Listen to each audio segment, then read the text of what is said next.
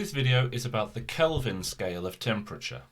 In the video for A2, derived and base SI units, I introduced you to these 7 base SI units.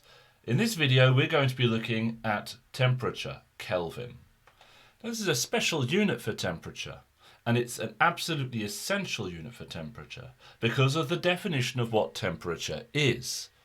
What makes Kelvin so special is that when the average kinetic energy of the molecules in a substance is 0, so no more energy can be extracted from that substance, then the temperature at that substance is 0 Kelvin. So this is sometimes referred to as the absolute temperature, because the scale starts at 0 for a temperature where you cannot get any colder. And 0 Kelvin is often referred to as absolute 0. Now, you are probably more familiar with using temperatures measured in degrees Celsius, sometimes called degrees centigrade, using the symbol degrees capital C. It's not possible to get temperatures below 0 Kelvin, but it is possible to get temperatures below 0 degrees Celsius. Pictured here is a number line with 0 on the left. This represents a temperature in Kelvin.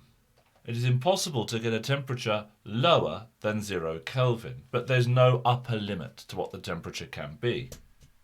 Below that, I've drawn another number line, and on this number line I've indicated temperatures in degrees Celsius. And the two number lines line up.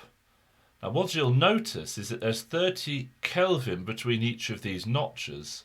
There's also 30 degrees Celsius between each of these notches. So where the number lines line up, it's the same temperature. 0 degrees Celsius is 273 Kelvin.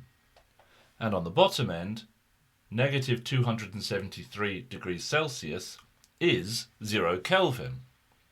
This means that the difference in absolute temperature measured in Kelvin is the same as the difference in Celsius temperature measured in degrees Celsius.